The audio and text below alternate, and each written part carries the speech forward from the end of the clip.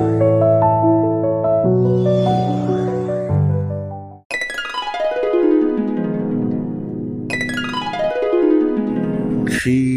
mapuy bungo pok papok len pok pasalen satpa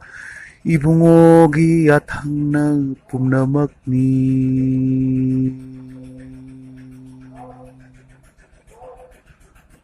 hung uceri ngasi akhoi mera gi thabum mera chengai ba hai ba sigi ban thok sigi mayam punamangna amuk aina amuk sandokna haidege su mayamna thangnare ei su tawda lakpa gumna kumsi su tawga si tawredo ade ngasagi mera hari ba tha sigi jamsu ingdaba jamsu sadaba adumba adi ing asa se badaba matamni dana amorobda haraga akhoi yengba ba taibang ba mi leiba thawai pan ba punamaki ai magi mapunsida naha haina lakpa matam adubu tai aduna ipai puna haibagi matung inna ngasi hariba thabum numichida mapugi mafamda cheng khara khara haina punchi chingen ni jabai ro ni jagadi punchi ase khara sandui para maduna ngasi kanagumba aide karigumba hawdok ama thoe accident ama tawre aroide maduge hingona lakpadubu akoina kari haini ahlamana e mai cheng leina hingi ado chenggen ai si chenggen cheng leina hingba ado nije bani ngasi ai ngasi akoina hana akoina puthokra bana chati ahlamana handage hauna tawrakpani to aron hariba ngasi kauban numi chitida koigi yungkok ki loina tawkare masa masa gi loi tawnare ado haje wali ba ayema wali aiga loina loina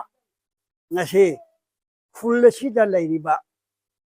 ai koigi bioi ba punamak thawai ba punamak loina loina upal haipal kaching khoya jiba jantu haitare moi maronda punamak ki mafam da su ngasi ade cheng punchi chige se ni nimai tamakta akhoi cheng ase bapugi mafamda haidana aina matang asida losanjarani mayamna yai fare aina laugiro ngatanga ko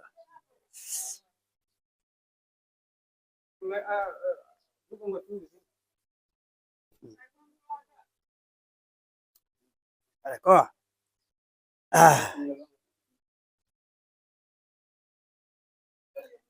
aiga loinana tengban ba sida leiriba thawai pan ba thibi upal haipal la chinga ba thawai pan ba punamak kacheng khoyana chinga ba punamak punchiba punchi chengel oina ba tamata mapugi mafamda cheng ase hayadana nijeriye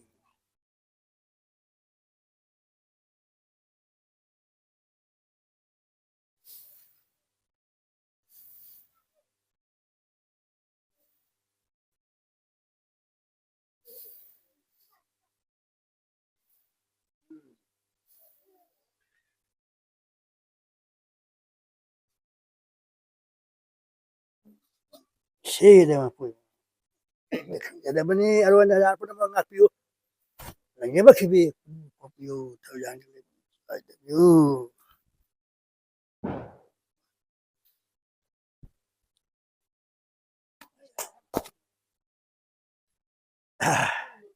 asigi matungda kuya matem tang pa tare ado khege koigi komolna kuya matem tang maya mafamda thawgal tawjagadawri ado ngasi akhoi icha nupa matak sanana phajaba wafam angkha ga hai ado ai takpasu ngamdre ngasi aje kaino sinta tatharol hariba laningan fulona thambirba se asi paraga mayamda tahanji haibadуда o adudi jamti phajai aduga adugi wahan thokba madugi thawam na kingaba khatangi haina chatradi yaroi duri चुम्न सूम पाखरगदिने यारोइदो अदुगुम खन लई अदुना लोय लोयना होमोना पानी अइना मदुगे वाहन थोक हाय तारेने मते मते अइ दुम हायने दुम चतके लाई थिबगी मवोंगदने अदुमसु नति हेदे अने माई कनोदो करिनो आइ बनाई खरा तौदि दादबा मता अम लैयबा अदुना असा अरे अदुइदि हौरसिको हा अदु अदु सिराक थारा अदु पुरो अदुगा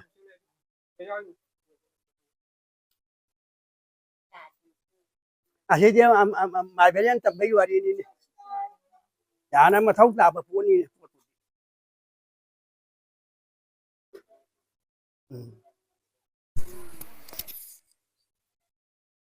अदुम फमा दुम होय इचिनाव सुम तौरगेको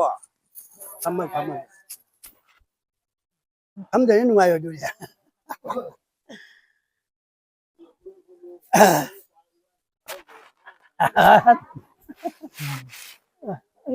सी दोसी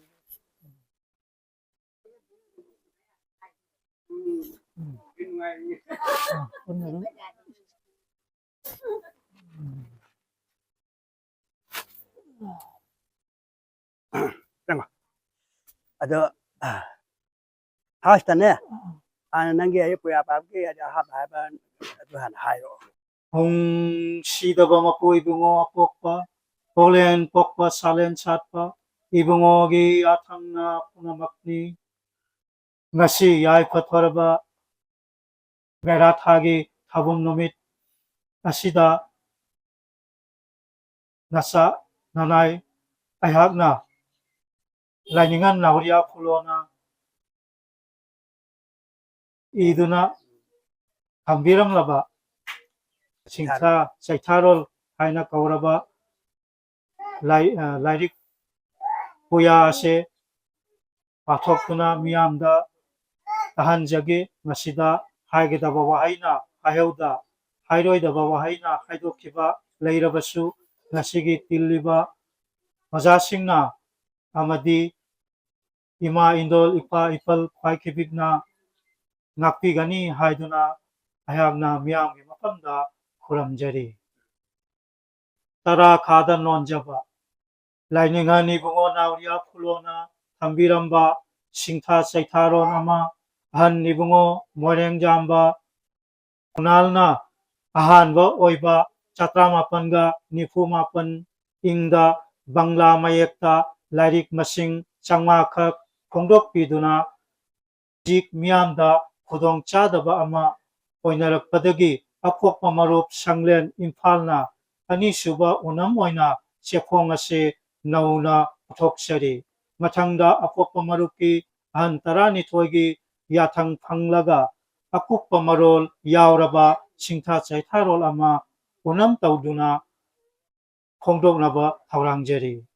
Irungbam Nadia, Puren, Apok Pamaro, kay hay ha Pambalira. ambalira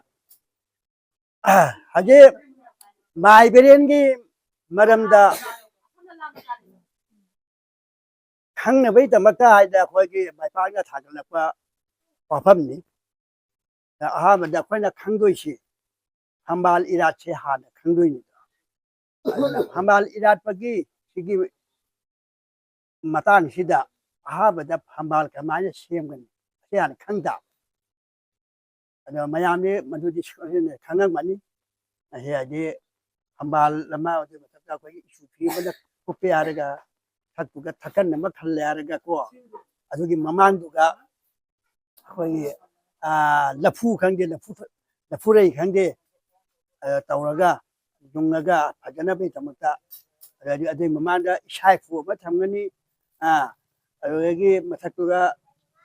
keno hambal dugi mathatuga puya ama thamgani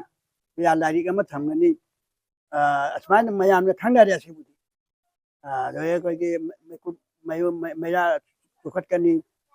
kogi patangla hayu tangla asmana aju hayu garu ke asidi mayam khange ko asidi mayam khange ada asi tawloraga akoina ahabada lai manga kaukthaba haiba wari ama jauli lai manga tok tadi gi mamang sida iru iseng sigi laiwa ama lai ma se hana iseng je kamai tar sengengani ya aduni aha madang sagi hadu asibudi mana hade so khoi dum haiduni hong sida bang pu ibu apok papole po salin sat pa ibu ge ya thang na puna mani yang ban bana hong ya tayong mana mo ya seng mani ani seng ane thang na kin lagi maru ki nai pudo di pakan ma ta ba da lo mo da seng kara ba ma fa mo ti pa mu ji ko seng ya ta ra ge seng kara ba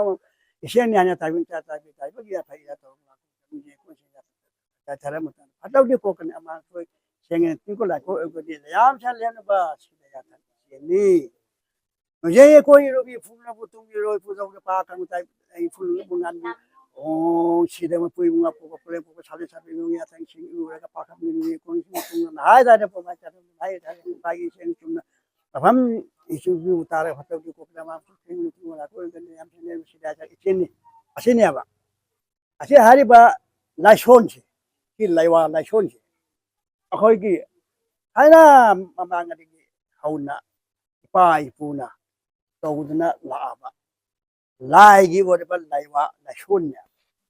asige poshina shole araga ayana khanga yiduni bagi shengi konamada amaga shinduga betare pupai hapaga sana machum pamsum hapta adu hari ase poshe sholaga tawraga di ma soidana ana ma lera ma phata ba hudi lera ma amanga shole ma punna makse loina sengi hai ba wakan haja ba man lak pa ne ba aduni taw na lai si khoi anu si bo taw na lai ma si yamna khoi ge mi te gi chana rol ni ase phagi taw ba ja ba ko na te tum ne gi ban lai wa na tia ba seng na mak masin mak na gi ising ke chen bai du oi ri ba ne ba taw ni pun kui ba ne ba e pai puna ai Thailand mamang lagi tau na la to aduni dan aha mai do na akamun na mu hai ron ai hai mana mana pa Pambalirat Lairon Hong sidaba mapui bungo apokpa poklen pokpa salen satpa ibungo gi yathang na punamakni Tengban mana hongaida taibang malan oingaida aseng mani haiduna iseng haina khangnaki laigi marup khibikna ipu daudi pakhangba taibang chingjak lomada seng kharaba mapambu thirakpada nungjeng ikon isengda yatarage leksinki seng kharaba isengni taibang chada takpiki taibangi yaifa irat thoram lakpada nungjeng ikon isengna chai tharaba matamda phata haudi mangani tingkok laikok oigani layam singna lepnaba sida yathang ichelni nungjen ikon irubi ipu nungda tungbiraro ipu dausu pakhangba ipu nungda nganbiraro hong sidaba mapu ibungo apokpa poklen pokpa salen satpa ibungo ge yathangna iseng iru oiraga pakhangbagi ikonda iseng oina tunglaga nahai tairen pongphaida sintharapa matamda taibangi yaifa irat thoram lakpada nahai tairen pongphaina iseng isum hairaga iseng isum marikpu mafam sinna taraga amang asoi phattaba marin sinna kokani layam singna lepnaba sida yathang ichelni laiwa se haiduna mayamda saithokpa amasung iseng pithakpa ani subada lai manga kauba Jadi kaya dah sini ko lai manga kauba laiwa ahanbada mai kung mai kauba lai bungo u khuramjari mai kauba lai bungo nasek nangal ningchiba afa nungai piriba afa phata chaiba amam angan khairiba irat thoram taujari nanai nabu kaujari mafam sida lakpiro yaifa milyeng tabiro nanai nabu kaujari kuk kuk kuk ani subada ising kung sidabi ising laima ima ibema ising ichel inung oiribi taibang panba yoklibi afa phata senglibi laije ising irubi irat thoram taujari nanai nabu kaujari mafam sida lakpiro yaifa miliyang tabiro hung kuk kuk kuk ahong subada nungsit hung sidaba nungsit kaba ningthau ibungobu kuramjai laije nungsit namiba thawai haina khangiba mafam sida lakpiro yaifa miliyang tabiro hung kuk kuk kuk mari subada leipak hung sidabi leipak leima ima ibema nanai nabu kurumjari tengban bagi mamani yaning honbi yaibini macha manai yoklibi afa nungai piribi irat thauram taujari mafam sida lakpiro yaifa miliyang tabiro hung kuk kuk kuk manga subada atia hung atia lamhang lamjau bu kurumjari atia lamham lamjau oiriba inin khonbu poiba numit thasu apanba tungna phambu oiriba irat thauram taujari nanai nabu kaujari mafam sida lakpiro yaifa midyang tabiro hung kuk kuk kuk hariba laishon roide lai manga kauri se asigaibu asengba lai leitraba mai ising si lepa atinga hariba bangasi asegi ayemba lai se adone moi lai manga se kau thariba ada hariba lai manga se akoi apokpagi machamana na tawbata da tiaba moi hindu su tawi ana moi su god kai tawi moi su dumaina mai ising si se moi su dumaina tawi ana asengba lai yo moi si ana mayam se sodan hane bigan gi subject lawradi sodan khangam gani ani bigan hariba aduga hairiya hariba mai ising si le pa tenga se yaudra kai ba pot na bo oingam di hariba pot manga se sudadi oigam nang se upabi ama thama tamda hariba mai jangai ising jangai mai ya asaba kan numiti mangal khange kai kan asi jangai ai ising jangai ising yaudde yadi hindi ai lepak jangai kan ai nusi susi patabani ahang ba oitabani e manga se yaudde ya de haibani na asege loya sadorapani apuna adugegi manga sina pokpada poiaba aduna apokpa in kawisi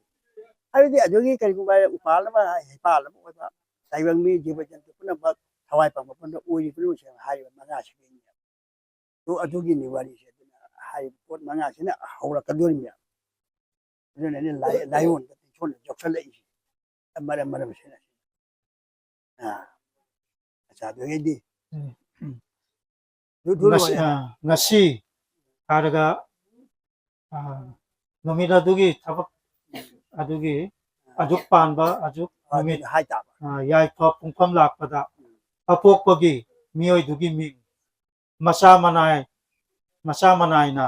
thakta thakan khanjari khada phamlen semjari sidaba mapu ibungo mafam sida lakpiro soraren na chingba lagi marup punamak ipa ipu pumnamak maikai ngakpa pumnamak laining thau sana mahi ipu dhaudi pakangba thanung mangal piriba numit thadi apanba lai apokpa marup macha manai khipikna haijaningba haijagi nijaningba nijagi haiduna kaukthajari thaujal masak oibiduna mafam sida lakpiro khubam tara londuna kurumduna nijari kurumba mai tau na ade loraga lai manga kokthaba loraga ado yang hagi amo ai lain sana mai lain do sana mai sorare na ba ipai pun lagi terba namak to loina koktharaga aduga khoina nijabata yai phaba nijabata ya adani khoi ri tongnari si adoni ada asima swa jaga lo challa si de kaina si makhada samda kara dile kano fieng kara ni sono baro tara ka dore tara thoi tara ka dore lo challa si asi di mai bren ki thabang ni jamna ngasi nanai hakna 46 11 46 singtha chaitharol kauraba ꯂꯩꯕ ꯄꯨꯌꯥ ꯃꯇꯦꯛ ꯈꯔꯇꯪ ꯊꯧꯒꯟꯖꯕ ꯑꯁꯤ ꯃꯇꯥꯡ ꯑꯁꯤꯗ ꯂꯣꯏꯁꯤꯟꯖꯕꯒꯤ ꯃꯌꯥꯝꯗꯒꯤ ꯌꯥꯊꯪ ꯅꯤꯖꯔꯒ ꯉꯁꯤꯒꯤ ꯄꯨꯌꯥ ꯄꯥꯕꯒꯤ ꯊꯧꯔꯝ ꯑꯁꯤ ꯃꯇꯥꯡ ꯑꯁꯤꯗ ꯂꯣꯏꯁꯤꯟꯖꯔꯤ ꯌꯥꯏꯐꯔꯦ ꯌꯥꯏꯐꯔꯦ ꯑꯗꯣ ꯑꯗꯣ ꯑꯗꯣ ꯑꯁꯤꯃ ꯂꯣꯏꯁꯜꯂꯣ ꯑꯗꯣ ꯑꯩ ꯁꯤ ꯃꯇꯥꯡꯗ ꯑꯩꯈꯣꯏ ꯈꯟꯅ ꯅꯩꯅꯕ ꯃꯇꯥꯡ ꯑꯃꯈꯛ ꯋꯥꯔꯦꯞ ꯑꯃꯅꯤ ꯈꯤꯇꯪ ꯂꯧꯅꯕꯅꯦ ꯑꯍꯥꯟꯕꯗ ꯑꯩꯈꯣꯏꯒꯤ ꯍꯧꯖꯤꯛ ꯍꯧꯖꯤꯛ ꯑꯩꯈꯣꯏꯅ ꯏꯁꯥ ꯏꯐꯨ ꯂꯩꯔꯤꯁꯤ ꯑꯁꯤꯒꯤ ꯏꯁꯥ ꯏꯐꯨꯁꯦ ꯑꯗꯨꯝ ꯀꯅꯥꯒꯨꯝꯕ ꯀꯣꯝꯄ꯭ꯂꯦꯟ ꯇꯧꯅꯕ ꯌꯥꯎꯅꯔꯦꯕ ꯍꯥꯏꯕꯗꯤ ꯑꯩꯈꯣꯏꯒꯤ ꯃꯤꯇꯩꯒꯤꯗꯤ ꯁꯦꯡꯖꯦꯡꯅꯀ ꯑꯣꯏꯒꯗꯕꯅꯤ ꯑꯗꯨꯅ ꯑꯩꯈꯣꯏꯗꯤ ꯈꯪꯖꯕꯅꯤꯅ ꯁꯤ ꯂꯩꯁꯜꯂꯨꯔꯗꯤ ꯃꯊꯨꯟꯁꯨ ꯌꯥꯎꯏ ꯑꯗꯨ ꯃꯊꯨꯟ ꯌꯥꯎꯔꯣꯏꯗꯕꯅꯤ ꯃꯊꯨꯟꯗꯨ ꯍꯥꯏꯗꯤ ꯑꯩꯈꯣꯏꯒꯤ ꯁꯤꯠ ꯅꯥꯝꯕ ꯀꯩꯅꯣꯗꯣ ꯑꯗꯨ ꯇꯧꯔꯒꯅꯦ ꯑꯃꯈꯛ ꯃꯗꯨꯅ ꯐꯩ ꯍꯥꯏꯅ ꯍꯥꯏꯌꯦꯕ ꯑꯗꯨꯅ ꯏꯁꯥ ꯏꯐꯨ ꯑꯣꯏꯕꯒꯤ ꯁꯤ ꯑꯩꯈꯣই ꯁꯦꯡꯖꯦꯡꯒꯤ ꯑꯃꯈꯛ ꯂꯩ ꯅꯠꯇ꯭ꯔꯒ ꯄꯤꯊ꯭ꯔꯥꯏ ꯍꯥꯏꯕꯅ ꯑꯃ ꯁꯤꯟꯗꯣꯛꯄꯅꯗꯤ ꯐꯩ ꯃꯈꯣꯡ ꯌꯥꯎꯅ ꯍꯥꯏꯅ ꯍꯥꯏꯌꯦꯕ ꯑꯗꯨꯅ ꯑꯃꯈꯛ ꯂꯧꯔꯁꯤ ꯃꯁꯤꯅ ꯑꯗꯨꯝ ꯇꯣꯉꯥꯟꯅ ꯑꯩꯈꯣꯏꯅ ꯖꯥꯗ ꯏꯁꯤꯡ ꯀꯣꯠꯅꯕ ꯑꯣꯏꯅ ꯑꯗꯨꯝ ꯊꯝꯕ ꯂꯣꯏꯔꯦ ꯁꯨꯃꯥꯏꯅ ꯃꯁꯤꯃ ꯑꯩꯈꯣꯏ ꯋꯥꯔꯦꯞ ꯑꯃ ꯂꯧꯔꯁꯤ ꯌꯥꯔꯦꯀꯣ ꯃꯌꯥꯝ ꯄꯨꯝꯅꯃꯛ ꯑꯝꯇ ꯈꯨꯕꯥꯛ ꯈꯨꯕꯤꯌꯨ ꯌꯥꯔꯗꯤ ꯑꯅꯤꯁꯨꯕꯗ ꯍꯧꯖꯤꯛ ꯑꯁꯥꯝꯒꯤ ꯒꯣꯔꯃꯦꯟꯅ ꯑꯃꯁꯨꯡ ꯑꯩꯈꯣꯏ ꯏꯀꯥꯏ ꯈꯨꯝꯅꯖꯔꯤꯕ ꯑꯩꯈꯣꯏꯒꯤ ꯆꯤꯐ ꯃꯤꯅꯤꯁꯇꯔ ꯑꯁꯥꯝꯒꯤ ꯆꯤꯐ ꯃꯤꯅꯤꯁꯇꯔ ꯗꯣꯛꯇꯔ ꯍꯦꯃꯟꯇ ꯕꯤꯁ꯭ꯋ ꯁꯔꯃꯥꯅ ꯕꯁꯨꯟꯙꯔꯥ 3.0ꯁꯦ ꯍꯧꯖꯤꯛ ꯅꯍꯥꯟ ꯆꯠꯈꯤꯕ ꯀꯩꯅꯣꯒꯤ ꯑꯣꯛꯇꯣꯕꯔꯒꯤ 2ꯗꯒꯤ ꯒꯥꯟꯙꯤ ꯖꯌꯟꯇꯤ ꯅꯨꯃꯤꯠꯇꯒꯤ ꯍꯧꯈ꯭ꯔꯦ ꯑꯗꯨ ꯍꯧꯗꯤ ꯍꯧꯔꯒ ꯑꯗꯨꯒꯤ ꯑꯣꯟꯂꯥꯏꯟꯗꯣ ꯍꯥꯏꯗꯤ ꯍꯥꯡꯗ꯭ꯔꯤ ꯑꯗꯨ ꯄꯨꯖꯥꯁꯤ ꯂꯣꯏꯔꯒ ꯍꯥꯡꯉꯅꯤ ꯍꯥꯏꯅ ꯍꯥꯏꯔꯦ ꯑꯗ ꯑꯗꯨꯒꯤ ꯄꯥꯎꯗꯨꯒꯤ ꯃꯇꯨꯡ ꯏꯟꯅ ꯍꯟꯗꯛꯀꯤꯁꯤꯒ ꯍꯥꯟꯅ ꯀꯅꯥꯒꯨꯝꯕ ꯍꯥꯏꯗꯤ ꯍꯥꯟꯅ ꯍꯥꯏꯗꯤ ꯑꯩꯈꯣꯏ ꯂꯝꯇꯨꯒꯤ ꯃꯔꯝꯗ ꯑꯣꯏꯍꯧꯗꯕꯗꯤ ꯑꯃꯨꯛꯀ ꯑꯃꯨꯛ ꯃꯗꯨ ꯍꯥꯏꯗꯤ ꯊꯥꯕ ꯌꯥꯅꯤ ꯑꯃꯁꯨꯡ ꯀꯅꯥꯒꯨꯝꯕ ꯍꯥꯏꯗꯤ ꯑꯣꯅꯨꯁꯊꯥꯟ ꯄ꯭ꯔꯇꯤꯁꯊꯥꯟ ꯍꯥꯏꯗꯤ ꯂꯨꯞꯁꯤꯡꯒꯤ ꯍꯥꯏꯗꯤ ꯅꯥꯝꯘꯣꯔ ꯍꯥꯏꯗꯤ ꯁꯣꯗꯁꯟꯅ ꯆꯤꯡꯉꯕ ꯂꯩꯕ ꯈꯣꯠꯄ ꯂꯝꯒꯤ ꯑꯗꯨꯁꯨ ꯑꯣꯏꯗꯕꯗꯣ ꯑꯗꯨꯁꯨ ꯇꯧꯕ ꯌꯥꯅꯤ ꯍꯥꯏꯔꯦ ꯇꯣ ꯑꯗꯨꯅ ꯑꯩꯈꯣꯏꯗꯤ ꯌꯥꯝ ꯃꯇꯥ ꯆꯥꯔꯦ ꯅꯍꯥꯟꯋꯥꯏꯁꯨ ꯇꯧꯅꯤ ꯑꯗꯨꯗꯤ ꯇꯧꯕ ꯌꯥꯗꯦ ꯍꯥꯏꯅ ꯇꯧꯈꯤꯗꯦ ꯑꯗꯨ ꯍꯟꯗꯛꯀꯤ ꯃꯇꯥ ꯆꯥꯔꯤꯉꯩꯁꯦ ꯑꯃꯨꯛꯀ ꯋꯥꯔꯦꯞ ꯑꯃ ꯇꯥ ꯇꯥꯕ ꯀꯩꯅꯣ ꯍꯥꯏꯗꯤ ꯋꯥꯔꯦꯞꯇꯨꯒ ꯕꯁꯨꯟꯙꯔꯥ 3.0 ꯍꯥꯏꯗꯤ ꯍꯥꯟꯅꯗꯤ ꯕꯁꯨꯟꯙꯔꯥ 2.0 ꯍꯥꯏꯅ ꯏꯌꯦꯕ ꯑꯗꯨꯗꯩꯗꯤ ꯇꯥꯔꯤꯛꯇꯨꯁꯨ ꯂꯥꯞꯈ꯭ꯔꯦ ꯑꯗꯨꯅ ꯑꯃꯨꯛꯀ ꯑꯃꯨꯛ ꯉꯁꯤꯒꯤꯁꯤꯒ ꯑꯗꯩ ꯑꯩꯈꯣই ꯍꯥꯏꯔꯤꯕ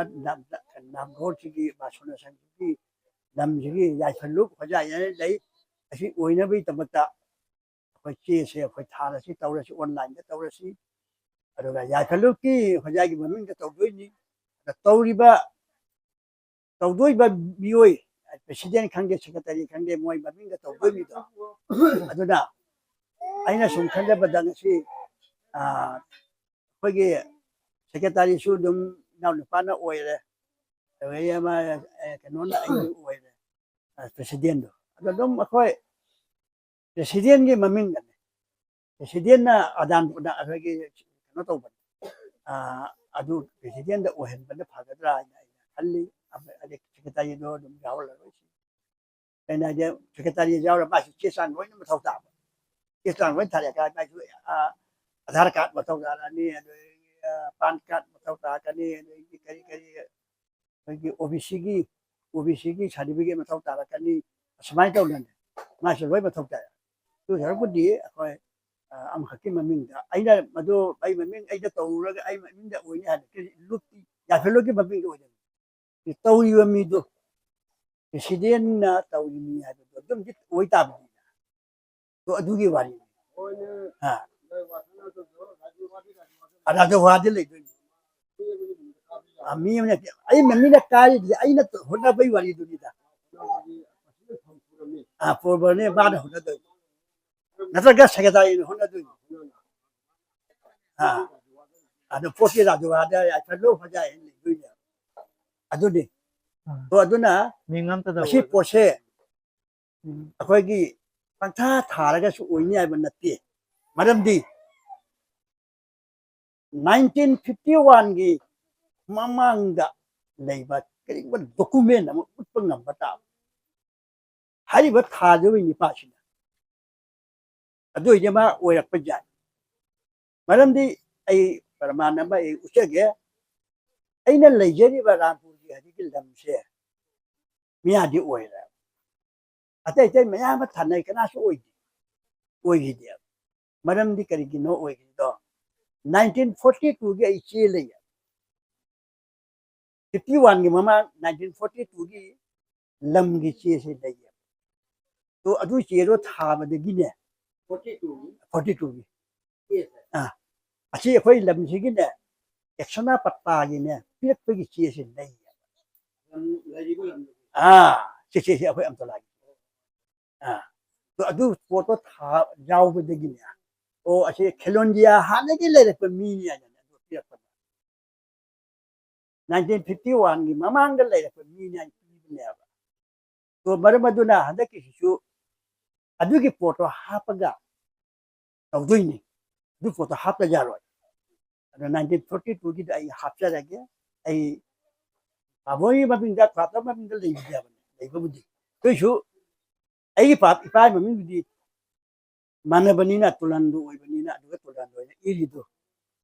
अदुना मोय लिंगिंग कनेबा लिंगिंग कदा ओ अदुगी चुमे हाइना बेदियाबना कनोसु पाबो इमा होइना 1966 ता भोटादा थांगलबा अदुगी बियाजी सार्टिफाइड कॉपी सु थौता अदुगी सार्टिफाइड कॉपी जु आइदि लेजेरे सगोदेब दोगोदगी मजिस्ट्रेट ने पास तौना लेजेरे तो अदुसु हातन दोरिमी अदुमाइना अदुगी हानगे खै याइफलुकना कनो पिरमबसे खजना पिरमबसे असिसु हापतोइ पुरा म चेसांग लेय तो अदुना मिंगदो पमोंदा मोमाजी चिरो खसिगिन के नुंगायरोय आई ममिंग का प्रेसिडेंट ममिंग जाने प्रेसिडेंट की ममिंग माने छिने प्रेसिडेंट न तौ वाजो मागोंदा अमन ड्यूटी छिने बनी ड्यूटी छिने बै वाले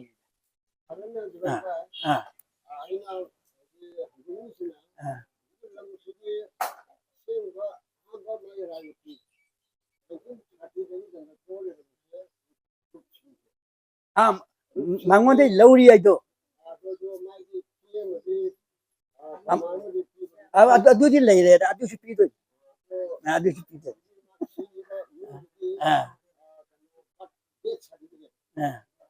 मागी ने कनो दुसु लेरे अदुदी कोना आइना दे मोय कमाना करी करी पॉइंट ले आइदो दुसु जेंगनेबा अदुदी छिरब्रा सिद्रिब्रा ना मोदे जोधो बनी हां 3.0 सुगा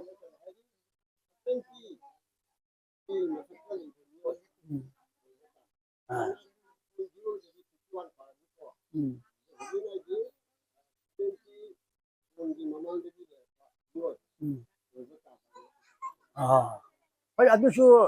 70ꯒꯤ ꯑꯩꯅ ꯍꯥꯏꯔꯝꯕꯁꯨ ꯌꯥꯏ ꯀꯩꯅꯣ ꯍꯥꯏꯗ ꯀꯅꯥꯒꯨꯝꯕ ꯂꯩꯅꯗꯕ ꯀꯥꯡꯕꯨꯁꯨ ꯌꯥꯎꯔꯤꯗꯣ 또 ꯑꯗꯨꯅ ꯀꯝꯄ꯭ꯂꯦꯟ ꯇꯧꯔꯝꯃꯅꯦꯕ ꯑꯗꯨ ꯀꯩꯅꯣꯅꯗꯤ ꯑꯩꯈꯣꯏꯒꯤ CMꯅꯗꯤ 51 ꯍꯥꯏꯅ ꯍꯥꯏꯌꯦꯕ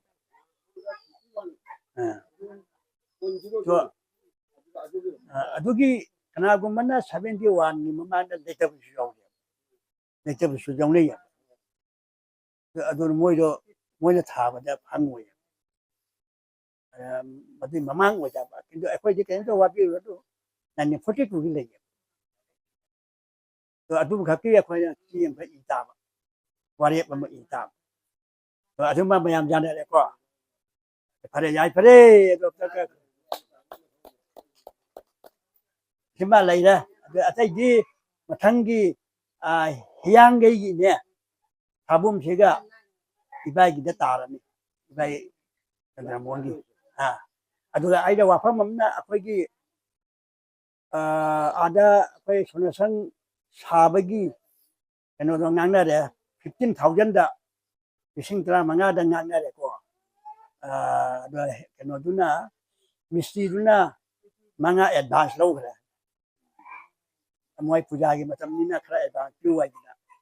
อาชีพพวกเช่ชูวันเดียวเราชูดีกว่าเอาดีกว่าอะดูใครยังยันรู้ใครยังยันวิวดูใครฮาวรอยอยู่อะไรยังไงก็ทับมุนเนี่ยสังกัดด้วยไหมยังไงทับมุนใช่อาชีพสังกัดสิคุยปนเตะวันเดียว2-15 दिनลอยปุ๊บดูบ้าฮาวรอยอยู่ดูดินยังไม่มาทักไปด้วยหาดินเลี้ยงรวยกันวันนี้ดูฮาวรอยอยู่ดูอันนี้ยังไม่มาตัดอะไรก็ดูบ้านดูช่วยฮาวรอยดูยาอะไรยังไงทับ15 तारीखตาย15 तारीखตาสังกัดนะว่าหัวหน้าสิอะไรอาชีพสู้ไปนั่นต่อเลยสิใช่อาชีพkemudian adiknya lai dah kena apa kan masih takat tu lai dah kena apa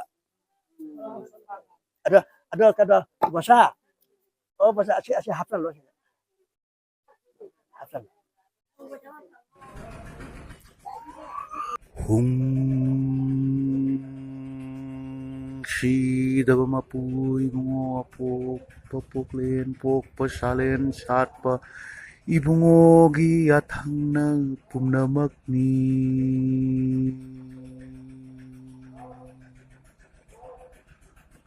หุงชีดบมาปุยมัวปกปะปกเลนปกปะชาเลนชาดปะอีบุงอกีอาทังนังปุมนามักนี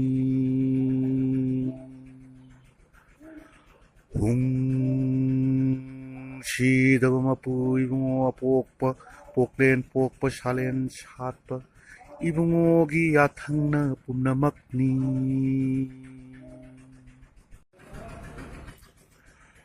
หุงชีดบมาปุยมัวปกปะปกเลนปกปะชาเลนชาดปะอีบุงอกีอาทังนังปุมนามักนี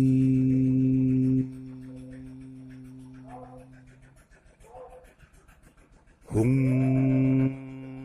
ชีดบมาปุยมัวปกปะปกเลนปกปะชาเลนชาดปะอีบุงอกีอาทังนังปุมนามักนีหุงชีดบมาปุยมัวปกปะปกเลนปกปะชาเลนชาดปะอีบุงอกีอาทังนังปุมนามักนี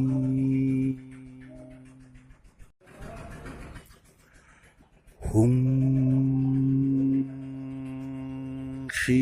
ดบมาปุยมัวปกปะปกเลนปกปะชาเลนชาดปะอีบุงอกีอาทังนังปุมนามักนี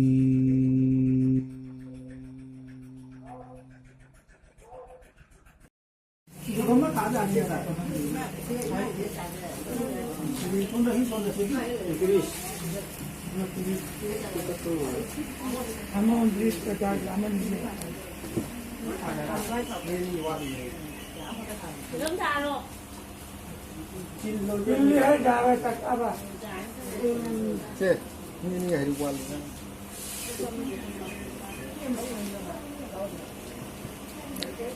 Kantor dia.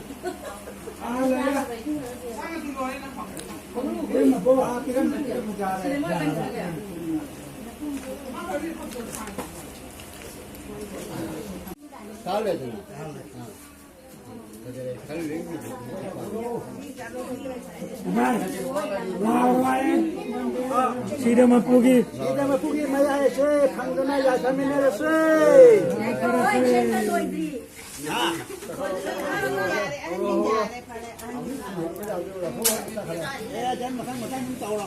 Mọi muốn đó là cái lò vậy đó ta đấy.